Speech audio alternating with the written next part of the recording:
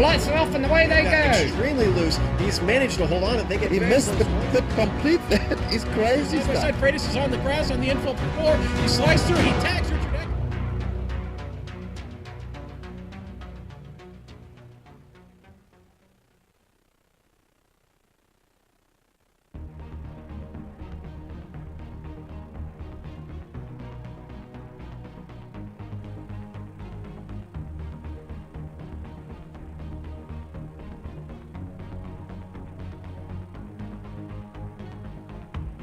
Hello folks, and welcome to round number 11 of season 1 of the iSuperSpeedway series. Tonight we are broadcasting from the iconic Daytona International Speedway in Florida, US of A. I'm Richard Losper, and with me in the booth is Brian Corwin. Bringing all the live action to you is, of course, our director Giancarlo Lenzi. We use camera sets provided by Douglas Beard. Now, Brian, track information. Daytona Oval, no introduction needed, I believe. Yeah, this is one of the most famous tracks in all the USA, if not the whole world. Of course, everyone knows about the 24 Hours of Daytona, but the guys in America definitely know about the Daytona 500 as well. So there's a lot of good racing that's done here.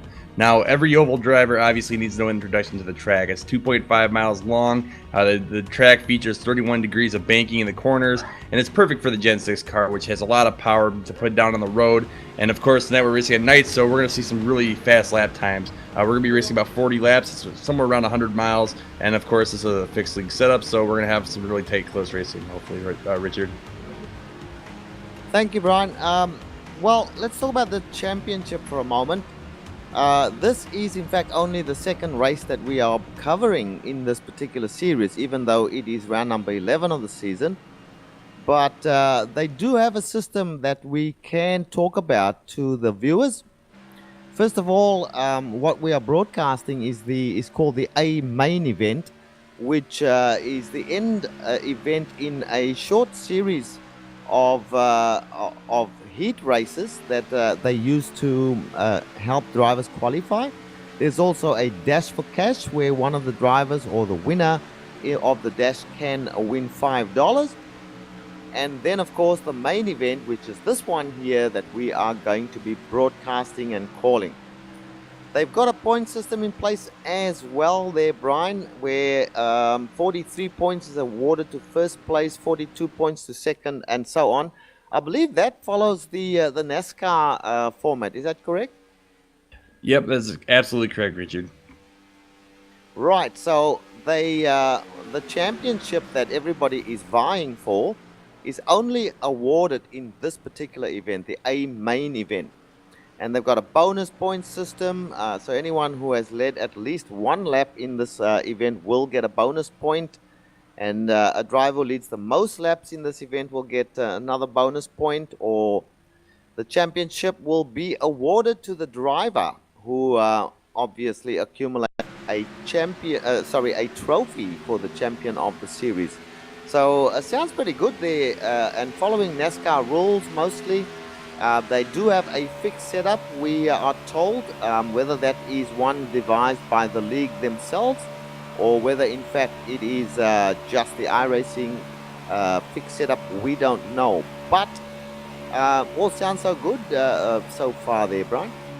Yeah, and last week we were watching Talladega. We saw a few blown engines, but for the most part, there was a lot of really good close racing, and it was a lot of fun to call. So hopefully we're going to see a repeat of that tonight under the lights here at Daytona. I'm really excited about this one, Richard. I can't wait to see what they got in store for us. Yeah, these guys, of course, will have raced before this evening, and we saw them fooling around a little bit in the warm-up, but they're starting to get pretty serious now about practicing and particularly drafting each other at this point in time. Just quickly, we want to talk about the championship. We still have about 5 minutes before the actual start of this race. So after 10 races already, we have a gentleman with the name of Brandon Cheburko leading this championship on 327 points. Now, I believe you had a look at his record, and he is a pro driver. Is that correct, Brian? Yeah, he's a pro driver, and looking at his rating and his past results, it looks like he does enjoy driving the C-Class truck, the Silverado, and he has a very high rating, so he's a skilled driver. He deserves every point that he's got so far. Obviously, he's definitely earned it. And he is the leader of this championship. Following him in second place, only 4 points back though, is Rod Flagg, who is one of the organizers of this league. And in third place in the championship so far is Rodney Wofford. And then Frank Buccialia, Greg Hooks, Dana Osborne. Now, Dana Osborne is a guy I have seen around, firstly in oval racing. I've raced with him and against him many times. And also now I see him on the road, Brian, in a MX-5 no less, in the Grand Touring Cup. So he's trying his hand at some road racing as well. Joshua Hanna, Raymond Rittenor, Shane McEachin, and Jared Haggerty. These are the top 10 guys in this particular championship so far. And looks like a handy bunch there, Brian. Yeah, I definitely agree. And Rodney Warford, he put up a great race last week. Very strong driver. He went all over the place from the front, the back, the middle. But at the end of the day, he had a great run. And, you know, Richard, we had that big crash coming into turn 4, I believe it was, or turn 2 in the last lap. That really just kind of destroyed everything that these guys were working at after their pit schedules and the really good racing they had. So, you know, it's really hard to say where a lot of these guys are going to finish. We've only seen them once on camera. We do have an understanding that they're great drivers, though, so we never know what's going to happen. We want to get to know the drivers, obviously, so the championship does look pretty close, and I guess the racing's going to be even closer, Richard, so I'm looking forward to this one again. Yeah, well, a couple of these guys, Rodney Wofford, who you mentioned, in fact, has won twice so far in the series. Mark Jorgensen, who I'm not sure if I'm seeing him here this evening, he's won twice as well.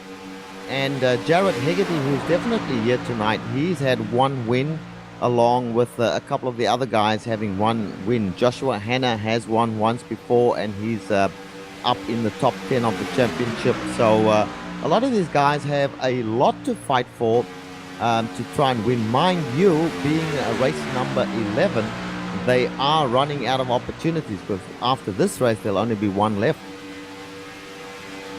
Yeah, that's right, and this series does go back and forth between Talladega and Daytona, so there's a lot of chances to do a repeat and kind of make up for some of the drama earlier in the year. Hopefully there won't be any drama tonight, though, as we're kind of counting down on the clock to when we drop that green flag. I'd like to see a really good race here tonight. Yeah, I tell you what, we're only about a minute away before the pace car starts them lining up. But just quickly, a little word on some strategy here. Now, I was doing some test laps earlier on the track with the Ford Fusion, and I had a full tank of fuel. I was running 40% tape, and I quickly found out after about 20 laps that you will not get 40 laps on a full fuel tank. Now, this is a 40-lap race, so there will need to be at least one pit stop if the race goes all the way under green, or I think perhaps even one caution may give them the opportunity to finish the race on one tank of fuel, Brian. Yeah, but we also got to keep in mind that there's a couple factors we have to look at. One being the draft. You'll get the guys in the back are going to use less fuel than the guys in the front because of it. Tire wear won't be a factor on a track like Daytona or Talladega, so tire wear is never really something that comes into play. But those yellow flags, now if we see the big one come out and a lot of the front runners get taken out or some of the middle guys get taken out, that yellow flag is going to really stretch out that fuel mileage, and that's going to be something that you're going to really want to play games with. It's going to be interesting to see who tries to stay out that extra lap, or if the pack's going to come in all at once so they have something to draft with on the way out. That will put a skew in a lot of people's plans if it should have happened. And, you know, with a competitive league like this, I'm thinking we will see at least one or two big crashes tonight. And it'll be interesting to see how people adapt their strategies then. Yeah, very true. We have 24 cars on track. A couple of them haven't got a time against their name. But I tell you that it is highly likely that we will see a crash. This is high-speed racing. The cars run very, very close to each other. Drivers on the outside lanes like to pinch the ones down low a little bit. So I'd be very surprised if we don't at least see one caution. So I'm thinking, Brian, that these guys will be able to finish on one tank of fuel if there's any sort of dramas at all.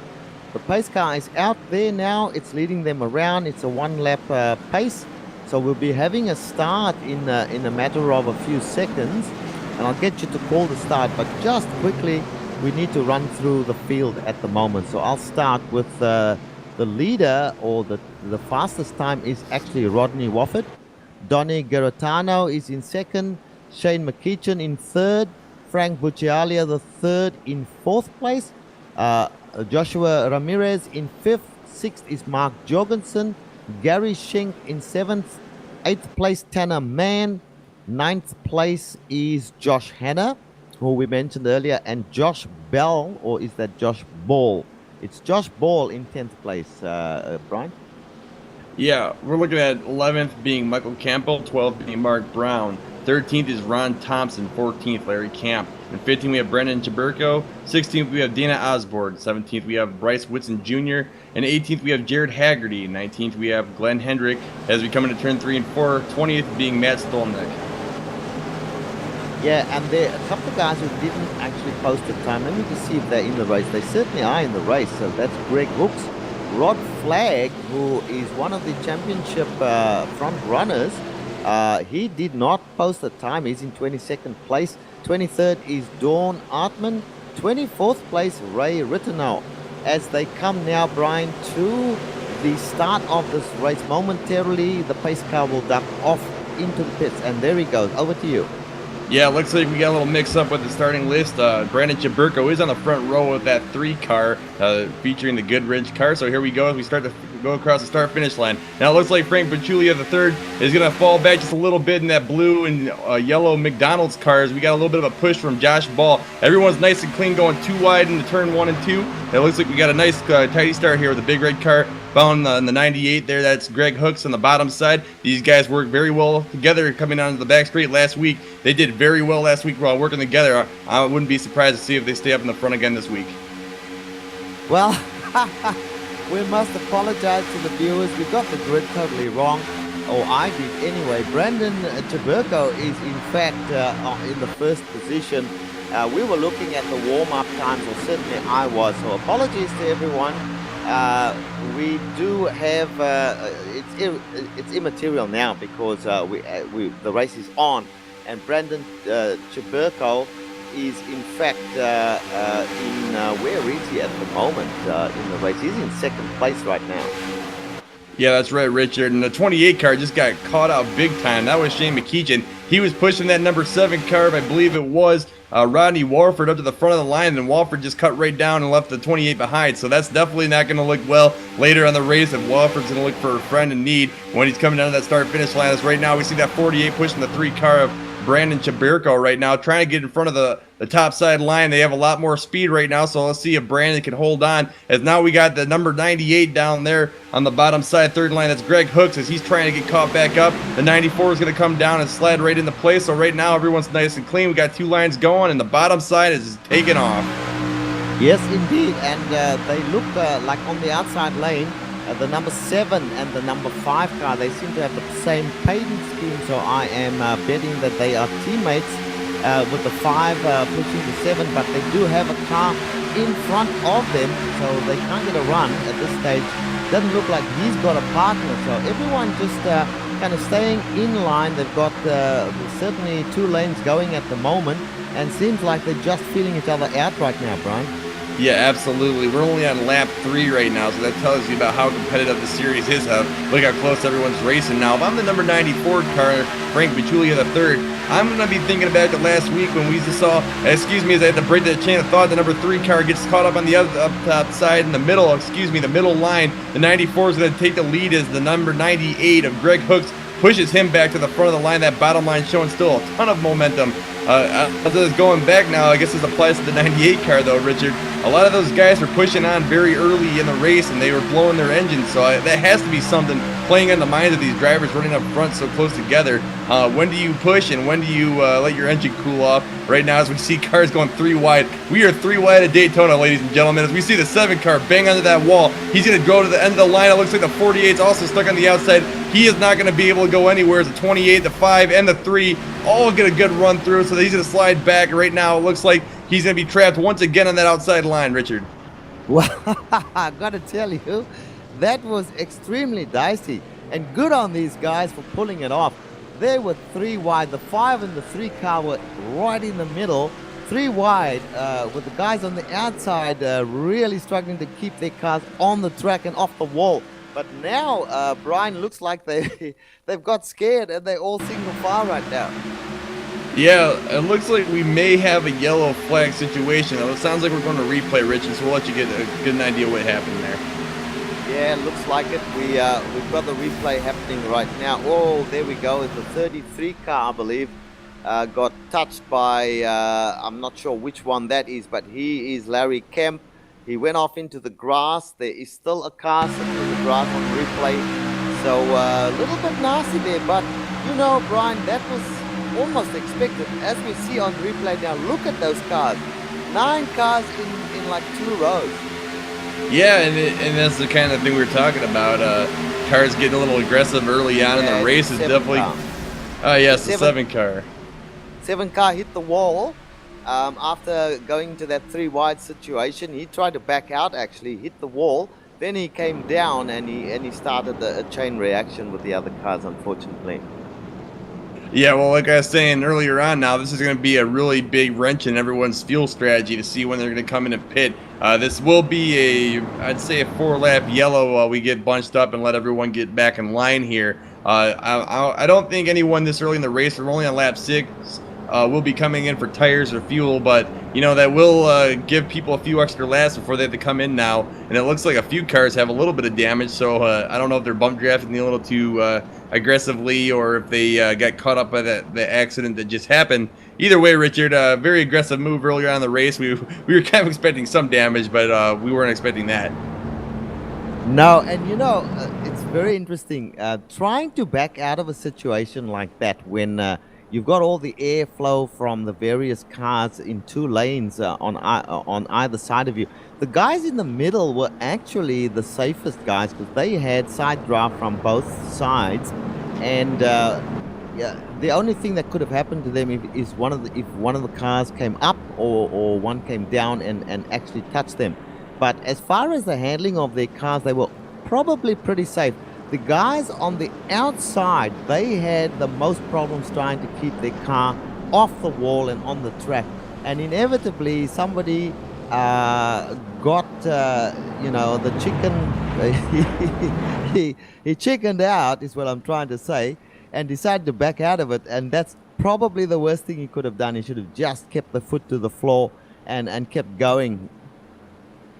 Yeah, it's always an interesting debate from oval drivers where they would rather be at a track like Daytona, towards the front or towards the back or somewhere in the middle. And I bet 90% say they want to be in the very front because if the big one happens, there will be less cars to dodge later on. But sometimes, like we just saw, you know, you could be running up front and get caught out by someone leaving you behind on the outside line, or maybe you'll get stuck on that drafting line and everything comes apart and all of a sudden you're 3 wide. It really is a game of adaptation and seeing how you're going to handle those moments to see if you're going to survive to the end of the race. And right now, that number 3 car of Brandon Chapurgo, who lost a few positions there, is back in the front of the line with that yellow flag, and he's just playing his game cool as a cucumber.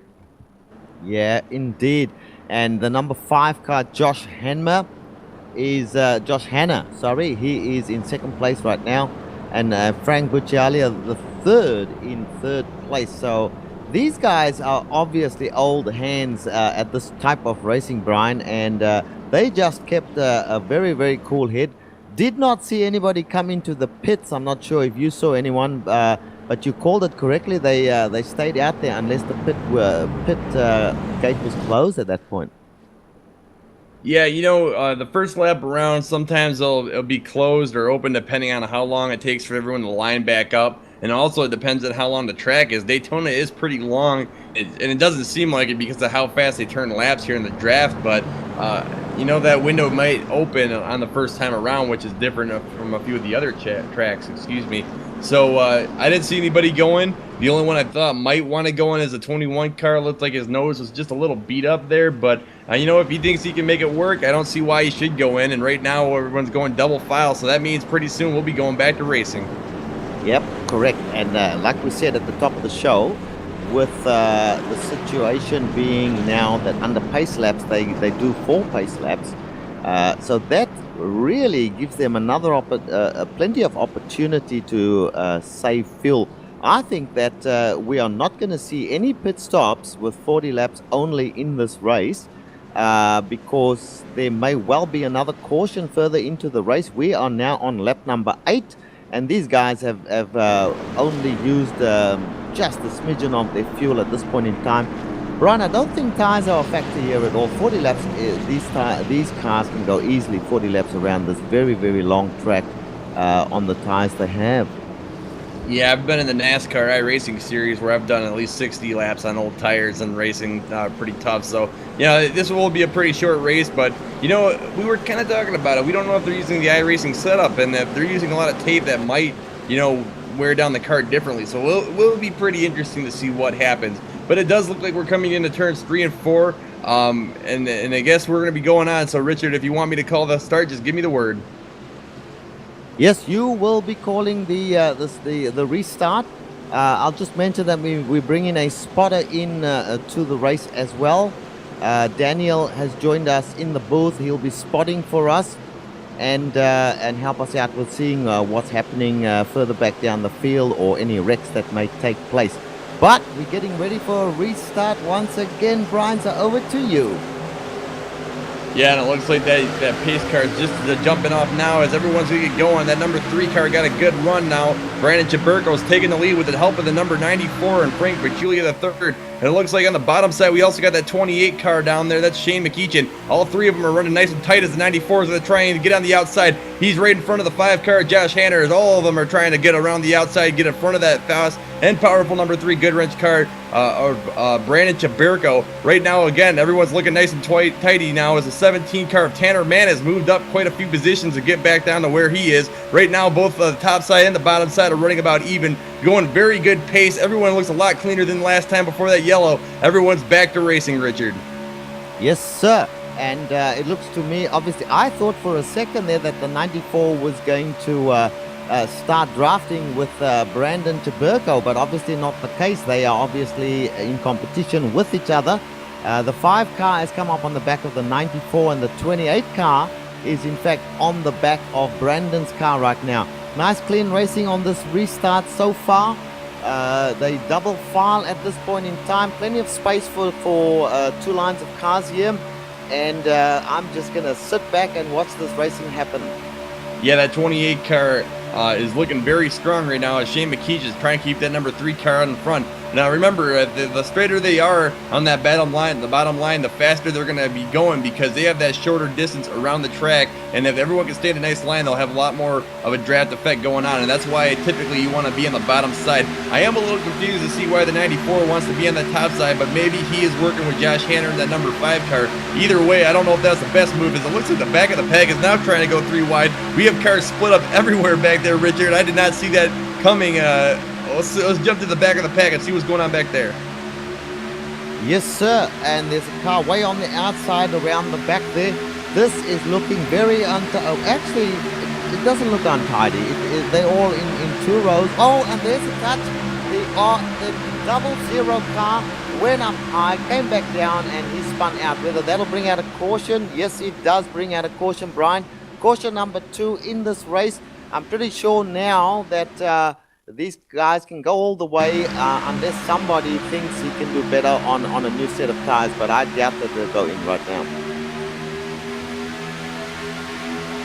Yeah, I'm watching the replay right now. It looks like Bryce Whitson was in the middle of that pack. And like I said, I did see that 3 wide action happening as they were panning their cameras away. So unfortunately, Bryce got caught in the middle of it and got spun. I don't know if it was netcode or if he got hit by someone else. Either way, he did slide through the grass. It doesn't look like he has too much damage, but that is going to cost him quite a few positions, Richard. Unfortunate for Bryce. He's a good driver. We know him well from the other series that we cover. hopefully he can get back in this one. Yeah, I think he got caught up. He may have got a touch from behind, but certainly on the replay, I saw him touch the car in front of him, and then he obviously lifted off the gas a fraction. The car behind him touched him. He went up a little bit and then came back down trying to correct the situation, but it was all too much for the car, and the car slid off the track and caused that yellow flag. So unfortunately, caution is out. Gives everybody a chance to have a breather and get ready for the next restart. But I thought we were seeing some really good racing right there, particularly at the front. At the back, they were trying to go 3 wide, which is, it's so risky. And I know they do it in real life. But these guys in real life are professional drivers. That's all they do for their living. Going 3 wide when you're a sim racer and you just come at it perhaps on weekends is pretty risky. Yeah, I totally agree. And, in real life, there's other things involved. You got spotters, you got real life physics and the environmental weather and things like that make the cars drive differently. We always hear about the Gen 6 car on the forums being on glass tires and all of this thing. So it is very difficult, don't get me wrong. And then you would add the internet connections where you have ghost damage, net coding, things like that. Going 3 wide at a track like Daytona is very risky. But right now, it looks like our director does want to go through the standings, Richard. I'll start with the top 10 right now. We got Brandon Chaburko in the lead. Second, we got Frank Machulia the third. In third place, we got Sean McEachin. In fourth, we got Josh Hayner. In fifth, we have Tanner Mann. In sixth, we have Josh Ball. In seventh, we have Donnie Giratano. In eighth, we have Greg Hooks. Ninth, we have Rod Thompson. And 10th, we have Gary Schenk. That is correct. Gary Schenk in 10th place, as you say. Dana Osborne has moved up from somewhere near the rear of the field to now being in 11th place. Joshua Ramirez in 12th. Dawn Artman in 13th place. Matt Stolnecht in 14th place. Glenn Hedrick in 15th. Mark Brown in 16th. Rod Flagg is in 17th place. Jared Haggerty in 18th. Michael Campbell in 19th, and in 20th place Bryce Whitson, who we saw going into the pits in the 0-0 car. The other guys, Rodney Wofford, Mark Jorgensen, Ray Rittenau, and Larry Kemp are laps down due to being involved in the earlier incident on the first caution, Brian. Yeah, and it looks like right now if Rodney can get his car going and back in line, he will be next in line for the lucky dog rule should they have to use it. But it doesn't really make a difference at a track like Daytona. Once your car is damaged, you're pretty much effectively useless. So I don't know if we'll really see much of a push from Rodney and the gang back there that are 2 laps down. But like you were saying earlier on, Richard, we've been seeing a lot of good racing up in the front, and it's been a really good race so far. So hopefully we get back to green flag racing and we get some more action going on here. Yeah, it doesn't surprise me that the racing is great up front. Brandon Chaburko is the leader of the series at the moment.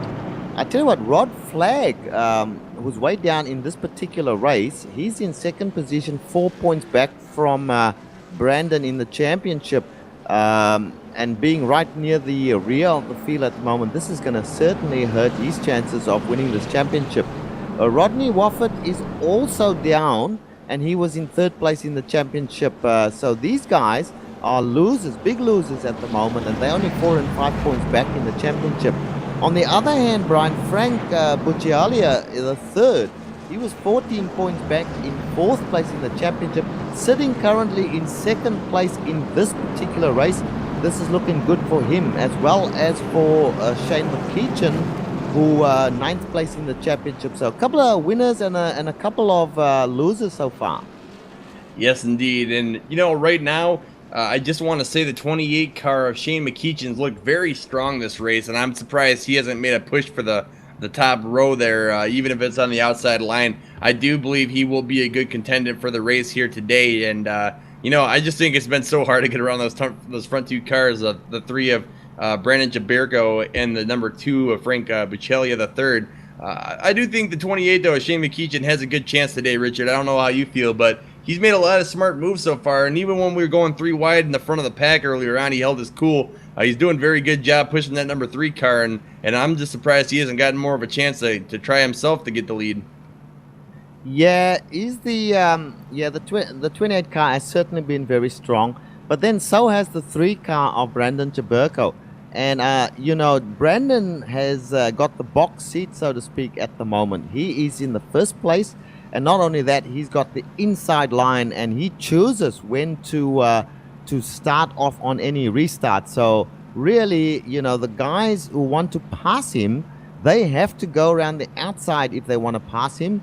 With the 28 car of Shane McKeechan sitting behind him, he has either got to push him clear of the cars on the outside line and then attempt to pass him if that is indeed what he wants to do. Otherwise, he's stuck just behind him in that 3rd place, Brian. Yeah, I totally agree with you, Richard. And like you said, the number 3 car gets to go whenever he wants, so that does give him a slight advantage when that green flag flies, and if he wants to just gun it right away when the pace car pulls off the track, or if he wants to wait a little while and play mind games. Either way, he gets that little bit of an advantage, and then right as he goes, that 28 car pushes right on him, giving him that nice little bump draft that we love so much, and that's what pushes that bottom line down the inside line there. And the 94 really can't do anything about it unless he gets a really good jump from the number 5 car behind him. So a lot of different factors come into play when you're talking about super speedway racing that a lot of drivers don't really plan and think about. And right now we see the 3 car warming his tires and scrubbing off all that extra dirt. Not sure it's too effective in iRacing, but you get the point across. But yeah, like we were saying, Richard, the number 3 car does have the advantage, and he's looking very well today. Well, look, guys, on this next restart, Brian, director wants to crank it up, so we will hold our peace on the restart, and we'll just listen to these cars take it off from a restart and watch them for a lap or so go around here and listen to the sound of those engines. It is a fantastic thing to hear. So right now, the pace car getting ready to duck in. We are going to keep quiet right now, and we're just going to listen to these cars go around.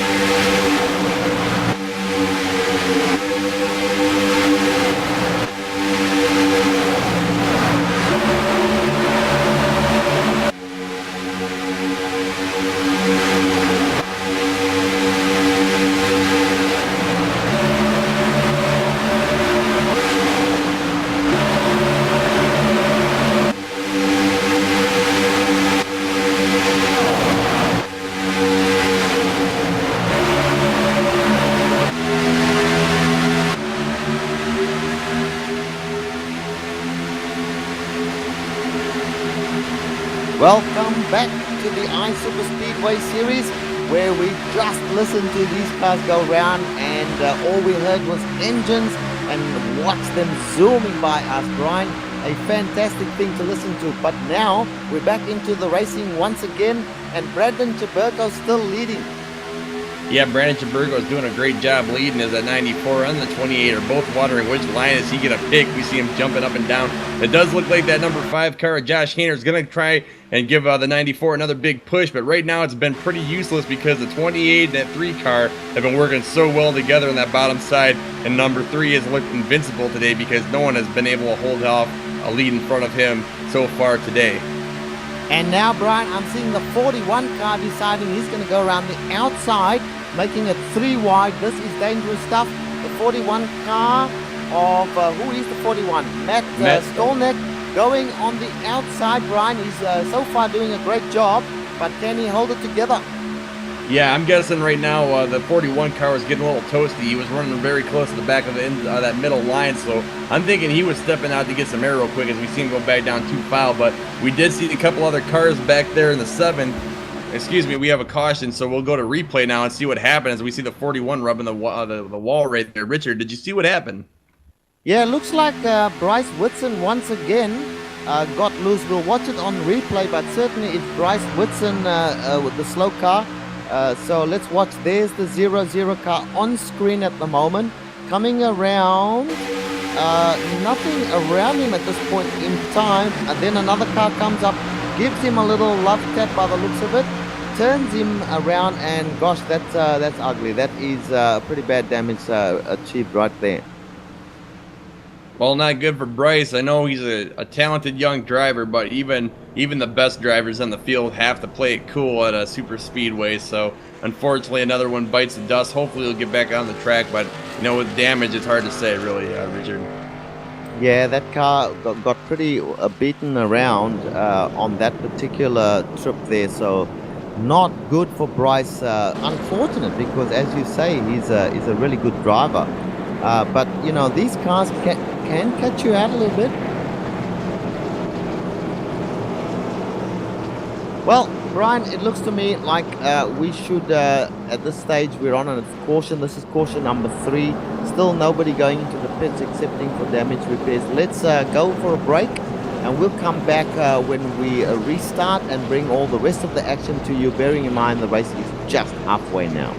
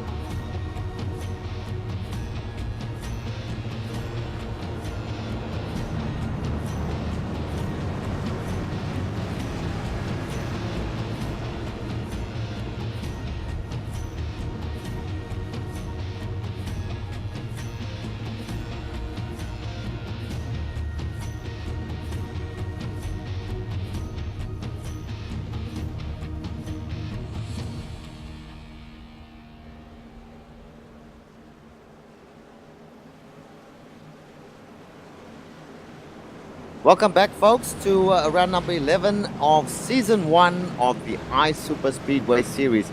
Brian, a change of leadership. Frank Buccialia, number 3.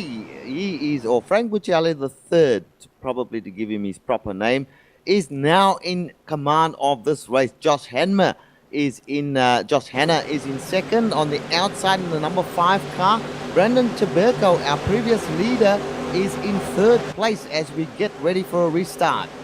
Yeah, how fitting for that number 3 car, as he's now going to get a chance to push that 94, so we'll love to see what happens. That pace car just ducked away, and the 94 is off right now. The number 5 car did get a very good run. The 48's pushing very hard, but that 94 is looking very strong on that bottom side. He hasn't twitched his nose, and then he shoots up in front of the 5. So now we're gotta wonder, is that 5 and the 94 working together? But he did open the door for the number 3 car. Has been very strong in this race. The number 28 car is pushing very hard. It looks like the 94 is gonna try and block just a little bit, but he's not gonna be able to hold on if he's gonna get that draft. The 95, the 48, we got all sorts of guys pushing each other, but that number 3 car is shooting right past him on that bottom side. He made a huge mistake in that 94 to give him that bottom line open, and number 3 is moving to the front of the line once again, Richard. Yeah, I see that, and looks to me like it's pretty obvious that the 28 car and the 3 car are partnering with each other. The 48 car and the 5 car are partners with each other as well. So he shot up to try and get the 5 car to draft with him, but he did leave the door wide open, and a gift was just given to Brandon Cheberko, who now assumes the lead once again. These guys on the outside want to try and get past. That's Frank Buccialia. They'll have to try and get past both of them so they can come down and lead as 1 and 2. But that's not going to happen very easily at all. Yeah, I agree, Richard. And like I said, if I'm the number... And we seem to have a technical problem there with Brian's microphone. Brian, try again. And it looks like Brian may have a technical problem there. So I am talking about the race right now until we get Brian back. Number 3 of Brandon Cheberko, and on his outside, Frank Buccialia is still on the outside, the 5 car behind him. We'll just try to see if Brian is back with us. If not, we will bring our spotter Daniel in to assist with the commentary. Brian, you there? Daniel is here, Richard. It's interesting. All right, watching Daniel, these you're in guys. for the moment with me. We are looking at, you've been watching the race with us, and you've seen how these guys are pretty much 2 lanes side by side. The laps are running down. We are on lap number 27 of 40, and it looks like it's starting to come down a little bit to the wire now. Yeah, it looks like these guys have spun their act after the early cautions in the first 20 laps of the race. And as I say that, there's a massive crash in the back of the pack. There was a car upside down. I didn't see who it was though, Richard. Indeed, a caution has come out once again. I'm going to have a look on replay. We see it looks like a Rod Flag. The number Rod Flag is the number 23 car. It looks like he is involved in that accident. We are watching the 23 car. It's a white car. He's coming up through the middle lane. 3 wide, Daniel. 3 wide. That's the problem here. There's a touch once again. I do believe that is the 00 car of Bryce. So that's 3 accidents he's been involved in now, and he is out once again, as well as the 23 car of Rod Flag. Yeah, it looks like, I'm not quite sure who was last on the scene there, but Rod Flag went up, did a full 360 barrel roll there. It was pretty spectacular. It looks like they're trying to race too hard at the back, and I can understand it with just under 15 laps to go, so they need to get up to the front if they want a chance to get a decent position at the end of this race. Yeah, but it seemed to me that Bryce Whitson just came up a little bit and got into the 23 car, who was busy coming into that middle line, making it 3 wide. Very risky stuff, and the replay shows it fairly clearly what happened there, Daniel. But didn't help anybody. We are now on our, I believe, our fourth caution, and the guys up front have not changed at all. They've raced nice and clean all race long. It's these guys at the back that have been in the wars a little bit. And unfortunately, Bryce Whitson, who we know from another series, as a pretty useful driver and a very fast driver as well, he's been involved in 3 of those accidents, Daniel. Yeah, he has. I mean, Brian said earlier when he was in here that 90% of these drivers want to be at the front to get away from that sort of stuff, and it's a perfect example of why you want to be at the front in these sort of races, to avoid the crashes, to avoid all the carnage that can happen going 3 wide. I mean, the top 10, 12, 15 cars are running 2x2, and then towards the back they're getting to 3 wide, and that's where the accidents are happening. So that's why you want to be at the front in these sort of races. Yeah, that's true. That's pretty true, Daniel. When we restart now, it'll be probably around lap 31. So there'll be about 10 laps, possibly 9 laps left in this race. It's becoming a sprint race to the finish now. I have to say that Brandon Chaburko in the number 3 car, who's led most of these laps here, and Frank Buccialia, who's been next to him pretty much the whole race as well, along with their assistants, shall we say, or their teammates who've helped push them and keep them up in that position. These 2 guys are looking the goods, but we are going to have a sprint to the finish with only 10 laps to go. These guys are not going to leave anything in the toolkit. They're going to bring it all out and try to win this race.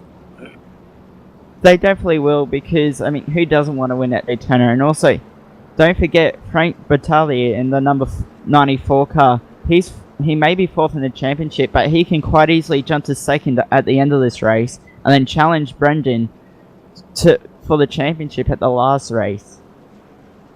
Yeah, that's correct. He's got everything to fight for, and Frank, though, being on the inside and being on the pole position on the restart, he has the choice of exactly when to go. Now, I don't know how much oval racing you've done, but that is such an advantage to be able to choose when you put your foot to the floor and get the field moving again. You can hold them back, you can charge straight the moment the pace car ducks off, and that gives you an element of surprise that you can use to your advantage in the restart of any race.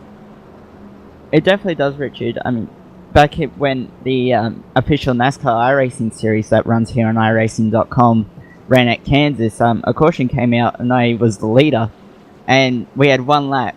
We restarted with 1 lap to go, so I just nailed it as soon as the pace car came in, and I won the race. It gets you out of the trouble. You'll find the later that the race gets, not so much here, but if we did have a series that went to other ovals like Richmond, Kansas, all the mile-and-a-half tracks like Las Vegas and Texas, you'd find that the pole sitter or the leader coming to the restart would try and mix things around with the restarts, but later in the race they go earlier and earlier and earlier, and just to get clear of everyone else. Yeah, that's correct.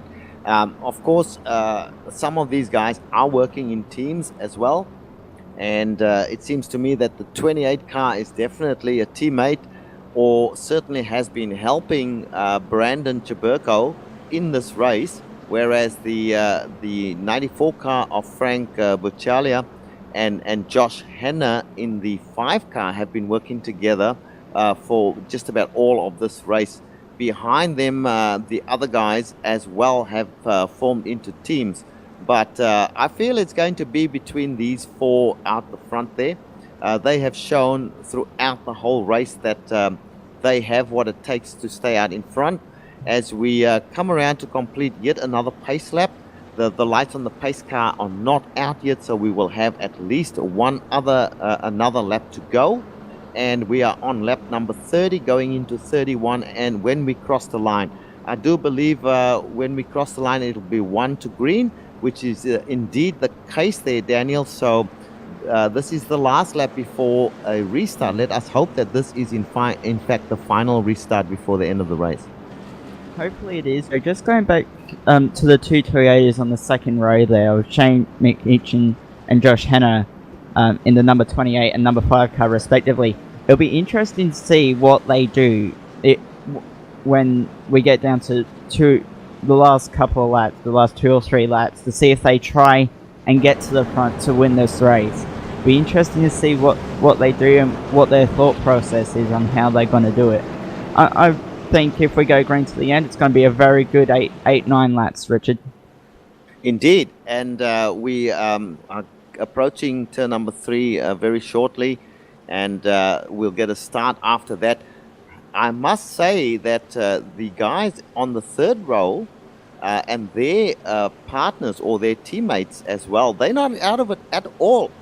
We are looking at the 48 car of Josh Bell. You've got the 98 car of Greg Hooks as well there. And then the 17 car of Tanner Mann. These guys are all in with a chance of taking this race from the top guys if they make just one mistake. Going into turn 3 right now, getting ready for a restart on lap number 31. They'll be going into 32, so 9 laps of racing left, Daniel. Yes, it will be. And going back to the likes of Tanner Mann, Josh Bell and Greg Hooks, who you were talking about before, Richard, it's going to be more of a fact is who's going to make it through wide first, who's going to take that risk to try and get to the front. Anyway, I'll hand it over to you, Richard, for the restart. And I will be watching the front row to see when indeed Brandon Chiberko takes off. The pace car ducks off, and straight away the 94 car goes. The 3 car holds them back a little bit. I wonder if that was a bit of a jumping off the start there. I do believe that we got a car around. We got a car around. Not allowed to, and we see another car in the grass there, Daniel. Did you catch what's happening there? It's the 99 car on Artemin. Off. Looks like they're still on green though, so let us continue on with the race. So Brendan Chiberko now back in the lead of this race. I was going to say, Daniel, that I was surprised that the 94 did not get a black flag for kind of jumping the start, but they race from the moment the green flies, so I think he's all right.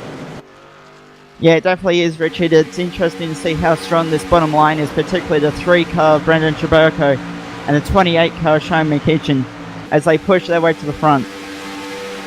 And we have another crash, and a caution has just come out once again. This is not good for this race. We see cars all over the place in the grass. I'm trying to catch a number there on the replay as our director brings the replay to us. We see the 44 car, red car involved in a kind of a 2 to 3 way there, no touch at this point in time.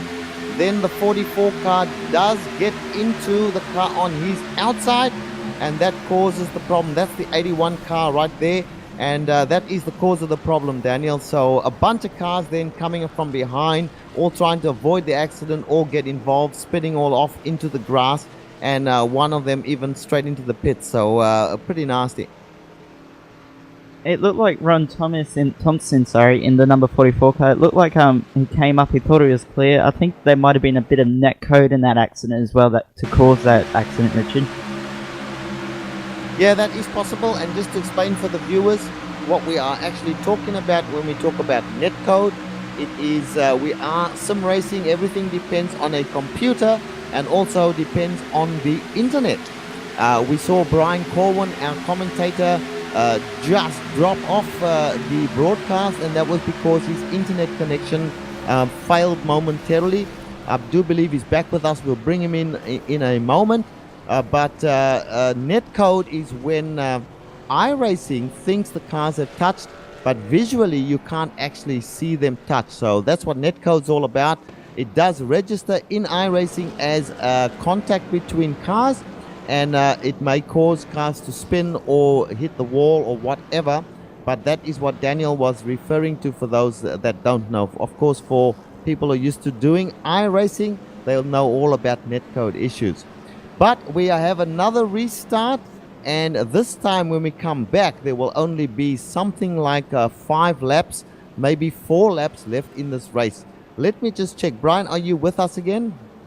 Yeah, the simulator is loading right now, Richard. I apologize for the accident. How appropriate for me to come back in a netcode talk with my internet going down. I don't know what caused the router to go down on my end, but it seems to be resolved for now, so hopefully I can stay for the end of the race. Yes. Well, it was a big issue for you, obviously, but no issue for us. We did have Daniel, our spotter, standing by to take over the commentary. And he was immediately into it, and we've been holding the fort while waiting for you to come back. But Brian, the race has been spoiled by what I feel are too many cautions. That was caution number 6, I believe.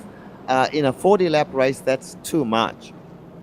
Yeah, that is a lot of cautions, and hopefully none of the big players are out of the race. I'm sorry, because I obviously did not see what happened with my computer being down.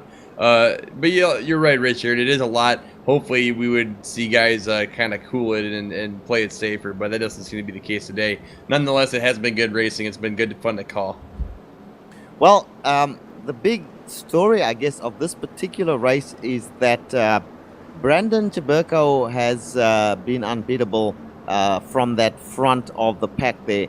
Every restart, he's just held it together, stayed on that inside line. The yellow line of Daytona has been his best friend today. Nobody has been able to take that away from him. There was a restart where the 94 car had the inside line. I believe, Brian, he made a fatal mistaken decision to go up high to get with his partner. He should have stayed down on that low line and hoped that his partner got down to him instead, and he may have had a chance to hang on to that low line. But right now he is in a 4th place, and it's going to be a very, very short race from this point onwards, probably only 3 or 4 laps. So he may have wasted his chance to win this race, Brian. Yeah, I do agree, Richard, but I'm trying to think about why would he do what he did, and if he is indeed working with that car that was behind him on the top side, I'm guessing it had something to do with the fact that since they can't bump draft around corners, he wanted to be as close to his partner as possible, so if one of the front runners got in a wreck or something had happened, like an engine blows up, they would be together and they wouldn't have to worry about any funny business when it comes to relining themselves to the bottom line. So that kind of strategy obviously did not pay off for either of them. The number 3 car is still in the lead, followed by what it looks like the 28 car. Both have been looking pretty good today, both Shane McEachin and Brandon Chiberko. So yeah, like you said, we're going to be coming in for about 5 laps to go, something similar or close to that, so we'll get back to get some good hard racing. Well, yes, indeed, and I think you're right. I mean, it's the decision is the number 5 car, 94 car will working together, no doubt about it. The 28 and the 3 car were working together. Now, do you leave your partner stranded? You wouldn't want to do that, pretty obviously, and it looked like the number 5 car was on the outside, and the number 94 was on the inside on that restart. And this is a pretty much a while back that we're talking about now, and he went up to be with his partner rather than leave him stranded. So he did the right thing without a shadow of doubt. But now, Brian, we have a very interesting situation. The 28 car, Sean McEachin, who's been working with Brandon in the number 3 car, he's on his outside. They have to either the 3 cars to go up to get into the to get with, I should say, the 28 car, or the 28 car has somehow got to beat the 94 and get down. This is going to be a very interesting restart with virtually no laps left. Yeah, like you said, very interesting with that 94 car, Frank Pachulia the third, right behind the number 3 car, Brandon Chiberko. Those two have been going at it all night long, and now it seems the 94 is trapped. But then again, his buddy in the 5 car is right behind the 94 there, so a lot can happen here. Hopefully, we can see the familiar faces pair up with one another and then get some good racing to the end here. But I would be willing to bet to see that the 28's kind of in a tough spot right now, and that 3's going to keep the bottom line as long as possible. So we'll see what happens. If the 3 jumps up to the top side, I'm going to be a bit surprised, but I don't think he's going to do it. But then again, they've been so good together throughout the race, it could happen. So Richard, looks like we're about to go back to green racing. Let's see what happens. Yeah, look, the 3 car, the 28's been his partner. Is he going to leave him stranded at the top? If he goes up, the 94 and 5 are one behind the other. They will have the run. This is going to be a fantastic restart. Let's see what happens as they come around turn number 4 right now. And we should be seeing a restart momentarily. So back to you, Brian. Yep, coming right now through turn 4. The pace car lights are off. He's going to jump into pit road any minute now. As we come through the tri-oval, we can see how antsy everybody's getting. That 94 is already right on the bumper of the 3 car, and the 28's not far behind the front wheels of the 3. So it looks like Brandon Chaberco is going to lead that pack around the tri-oval.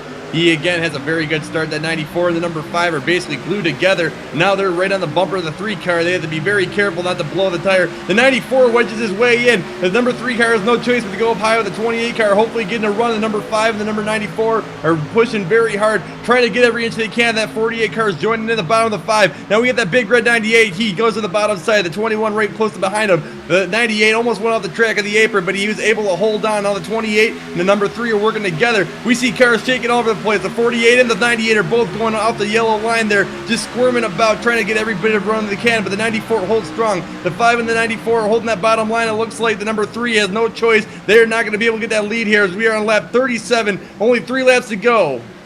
Now it sounds like a caution is out. And that is the race. That is the race, Brian. A caution has come out. We see a car stuck on one of the grass verges there. We're getting it on replay right now, but that is the end of this race. We will have to have a look and see who was actually in the lead when the caution came out. We are looking at a bunch of cars here. Looks to me like, where's the accident? 23 car, 19th, Matt Stolnik. Yo, there we go. It's the can't get that car's number, Brian. I believe it was a 41 car, and I believe Matt Stolnik and Tanner Mann, I believe it was. Excuse me, Don Hartman. We're still learning the cars. It's only our second race, so we apologize for those names mix-ups. But it does look like the 94 is going to come out on top according to the line of timing. And now with the yellow card out, there is no green-white checkered. Unfortunately, that means the 94 is going to get the lead due to attrition there, Richard. Yeah, we're on board at the moment watching the replay from the car of Dawn Hartman, and there you can see it happening right in front of you, the 41 car, just in front of Dawn Hartman there. A pretty terrible way to finish a race, but I guess, Brian, we have seen this in many a race where it finishes under yellow or under caution. Not the best way to finish a race, but it does happen. Didn't expect it to happen on a super speedway. Brandon Chaberco, I have to take my hat off to Brandon Chaberco. He did the right thing, not the thing to win the race. He did the right thing to go up, to be with his partner, and of course he left the door open for Frank Buchalia, and it was taken with open arms. Josh Hanna, number 5 car, fell in straight behind them. It would have been very interesting to see whether in fact the outside line could have pushed past the inside line. We did not get an opportunity to see that because the caution came out, Brian, but some very, very good racing, particularly at the front of this field. Yeah, like you said, the 94 did take that lead, but you know, I don't think the number 3 car, Brandon Chaberco, really had much of a choice. That 94 kind of wedges his nose just barely under the yellow line. The 3 car didn't give a whole lot of room, but apparently it was just enough to make the number 3 car rethink trying to challenge for that position. So that will be the cause of why Brandon Chaberco did not win this race today. He had a very good run. We have to take our hats off, like you said, Richard, to the number 3 car, that old school inverted colors from the old Dale Earnhardt Sr. Chaberco apparently is a huge Dale Earnhardt fan. If you look at his profile, that big, the big old Dale Earnhardt picture there. But you know, what better way to finish in race today than the honor Dale Sr. A good race overall from all of these drivers, of course, as well. Fantastic race at the front there. And of course, Brandon is leading the championship. He did come second, which is not going to hurt his chances too much. We'll go back and see where Frank Buchalia is. He's in 4th place, so a win is going to help him. But there'll only be 1 point difference in it between himself and Brandon. So that is not going to give him the lead of this race. of this championship, pardon me, and it looks to me like in third place provisionally, because the race is not over just yet. Josh Hammer, the 5 and the 28. The 28 is the big loser there. That was the partner of Brandon Chaburko, and he kind of just got left stranded in fourth place there. Good racing from the 5 and from the 94, indeed, to grab those inside lines and those spots, first and third. Yeah, it was a great race, indeed, Richard. It's a lot of fun to call this race. Like you said, not what we wanted to see, ending on yellow, but you know what happens. iRacing doesn't have the green white checkers yet. That is something I believe that we'll look at in the future, because iRacing strives to be one of the best and most premier NASCAR simulators out there, apart from all of the other wonderful quality racing they offer. So in the future, we could probably see this come down to a start-finish line photo finish, but for now, this will have to do. So congratulations to Frank Pachulia III as we come around a couple more times and make this official, and then of course we'll go to do the results and get some interviews, Richard. Correct, sir. And the 94 will indeed take the checkered flag behind the pace car. Frank Buccialia the third. Good racing from him to pull it off. Brandon Chaburko, not a win for him today, but no problem. He's in second place. That'll make him enable him, I should say, to hang on to the championship. They are on lap number 40, so this time by when they cross the line, it will officially be the end of the race. We will then, as soon as they do cross the line, all of them, we will take a break, and we will line up some interviews, and we'll come back to you with the official iRacing results, which, Brian, may well be the unofficial league results. Correct, Richard. Okay, and they are coming to the line now.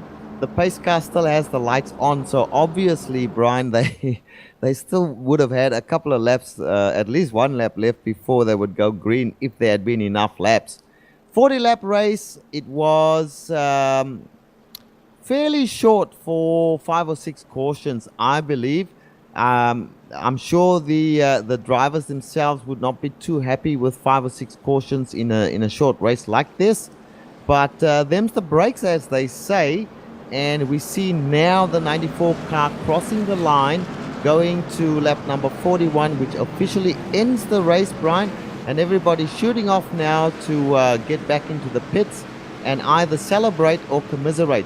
I do want to just mention before we do go to the break that the 0-0 car of Bryce Whitson probably had the most unfortunate race, Brian. Yeah, he did. He was involved with a couple wrecks today. It looks like he did have a pretty good car, though. It wasn't that he was lacking in speed. You just get kind of the luck of the draw you get pack racing at tracks like Daytona and Talladega. So hopefully we'll see more out of him next season when he comes back. Hopefully he comes back and races with his high-caliber, high-speed racing club here. Now, it is willing to say there was lots of names out there that we did not get to. We apologize if you didn't get your name called too much tonight, but that's just kind of the nature of the beast. Good racing overall, Richard. Let's go to break and then come back with some interviews and results. Yes, sir, and we will be right back, folks, after a short break.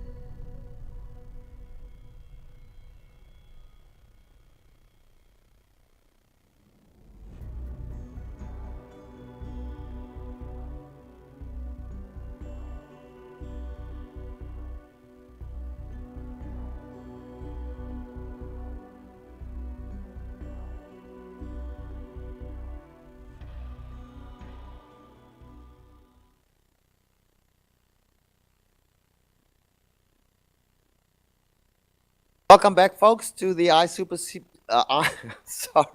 Welcome back to the iSuperSpeedway series. And we did see a great race, somewhat marred, Brian, by a number of cautions. But I thought anyway that it was a good race, particularly up front. So let's run through the standings on how they finished. They did finish under caution, though. Yeah, I just took a drink of water after I heard you trip up there, so hopefully I won't make that same mistake. All right, so winning the race today, and I believe the points championship, is Frank Pachulia the third. And second, we got Brandon Chaberco. He had a great run, but unfortunately that yellow came out at the wrong time. And third, we had the number 5, Josh Hanner. He had a great race as well. Fourth, we had Shane McKeechan. And fifth, we had Josh Ball. And sixth, we had Tanner Mann. Seventh, we had Greg Hooks. Eighth, we had Glenn Hedrick. Ninth, we had Josh Ramirez, and then 10th we had Jared Haggerty. And in number 11 we had Gary Schenk, Donny Gariatano in 12th place, Dana Osborne in 13th place, Rod Flagg, who was way back earlier on in the race, did come in 14th place, Michael Campbell in 15th, in 16th place Dawn Artman, in 17th place Rodney Wofford, in 18th place and involved in a number of wrecks, Bryce Whitson. In 19th place, Ray Rittenau. The second in 20th place and laps down by now is Mark Brown. And then to round out the end of the race, we had Ron Thompson in 21st. In 22nd, we had Larry Camp. In 23rd, we had Matt Stalkneck. And in 24th, we had Mark Jurgensen Jr. And that rounds off our field, Richard. Fantastic. And now we do have the top 4 place getters in this race ready for interview. So, Brian, why don't we start off with 4th place, Shane McKeechan, and we'll get you to have a few words.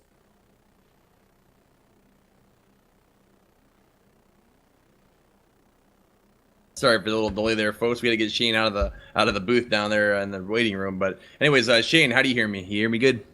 Yeah, I got you. All right, Shane. So it looks like you were working with that number 3 car of Brandon Chaberco pretty hard throughout that race, and unfortunately that yellow flag came out at the last second. Not a lot you guys can do there. Tell me, what were you guys thinking throughout the race with all the 3 wide racing and the yellows we had? Did that affect your strategy at all, or how did you feel? Yeah, the cautions played a big factor. We tried to stay in line, and keep things safe for the most part, and then, work on making a move towards the end to get to the front, race it out.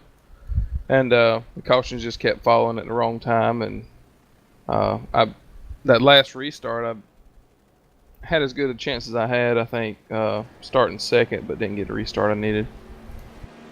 Now, are you a teammate with the number 3 car, or are you guys just friends that have been racing close throughout the season? Because we did notice you guys were working pretty close together, and even at the last second there, the number 3 came up to try and get you involved in that upper line, and things just kind of fell apart. Are you guys teammates? Are you good friends? No affiliation at all? What are you guys?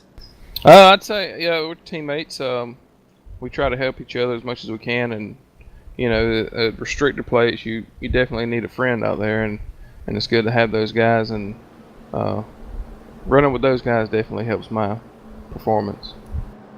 Right. And then the final question for you: this league goes back and forth between Daytona and Talladega. Which of the 2 tracks do you feel stronger at, and which one do you prefer?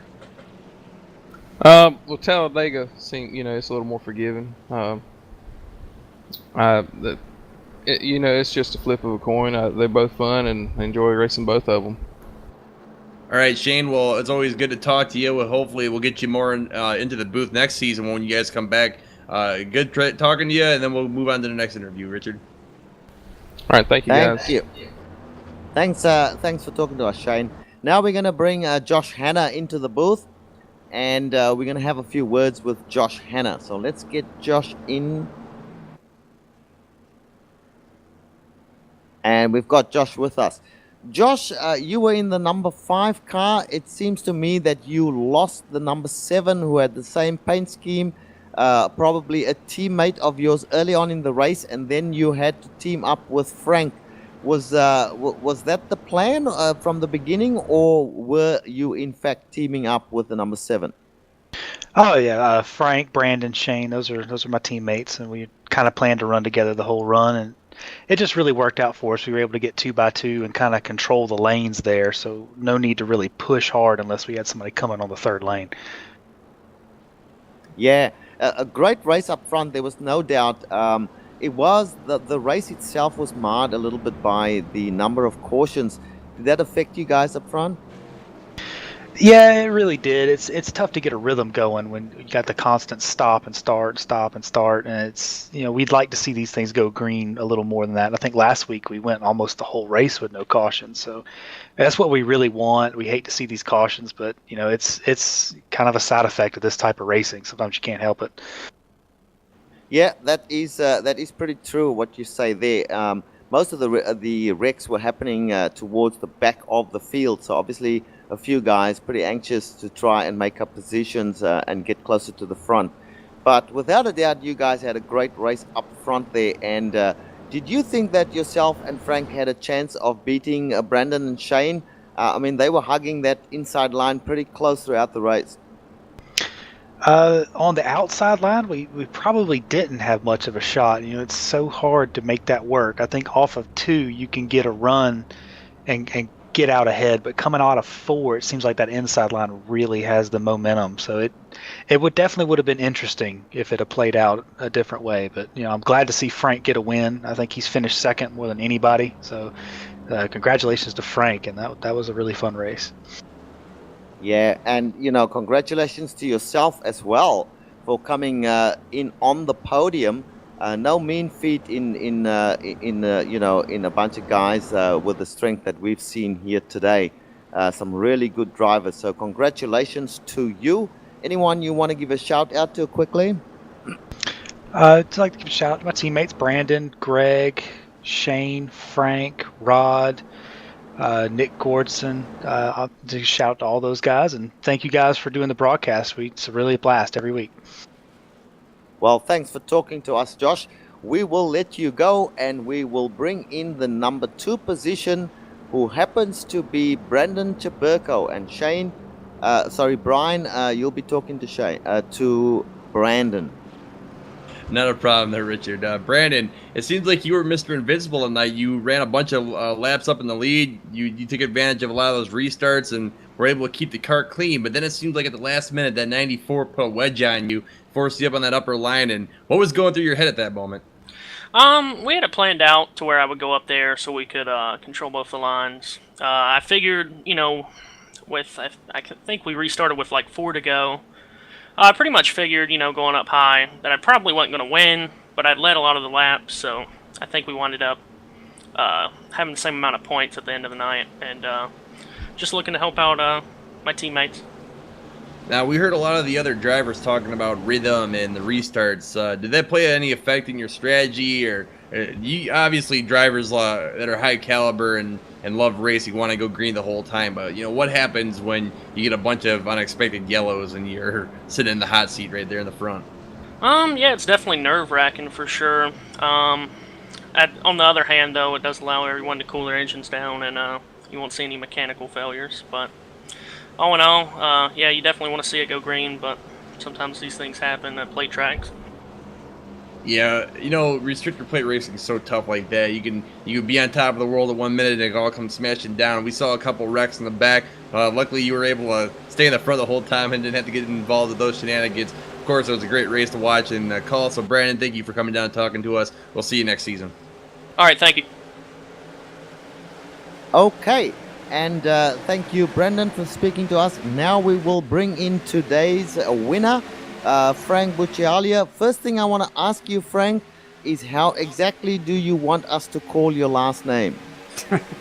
Bucelia is fine, but it gets butchered all the time. It's all good. Okay, thank you, Frank. Now let's talk about the race. You were pretty much sitting on the outside line all throughout the race. What was going through your mind thinking, how am I going to win this race? How am I going to get down there and kind of move Brandon off that inside line? I really didn't think about the win until that last restart. I was just trying to get top 5 for this championship battle that we're in. So the top 5s really seem to put you ahead of the heap. So I mean, we all grouped up together. Still hard racing up front. I'm not sure what was happening in the back there to cause everything, but everyone wishes for more green flag racing. But I've lost races with cautions at the end, and I finally won one, so I'll take it. Absolutely. You must have thought when you saw that Brandon went up high to team up with his teammate that there was the opening, and from that point onwards, I'm pretty sure you must have grabbed that with both hands. Yeah, the heart definitely started beating through the chest. I was super nervous, but just trying to hold my line, don't cause any junk. I was just, like I said, wishing we would have a full run to green to the end there to just to run it out. But we'll take the finish and go from there. We'll go into next week. Yeah, look, just one last question. On that last restart, you knew that you had your teammate, the number 5, Josh Hanna, right behind you, whereas the number 94, the 3 and the 28 were next to each other. So they had to do something to get together again. So it must have gone through your mind. I'm pretty sure that you had an opportunity there.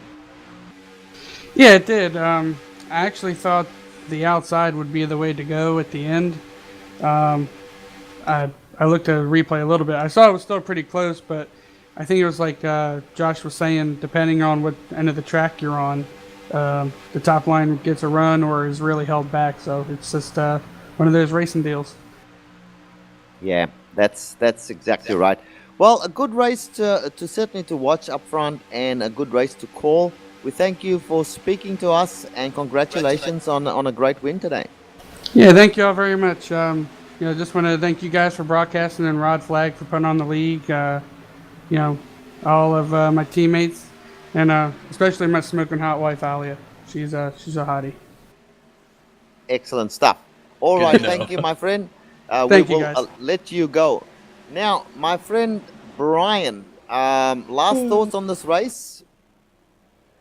Well, first of all, Richard, I need to apologize. I did make it sound like this was the last race of the season when talking to the last 2 drivers. That is not the case. We are going to Talladega to end the season, so I just want to make that quick correction.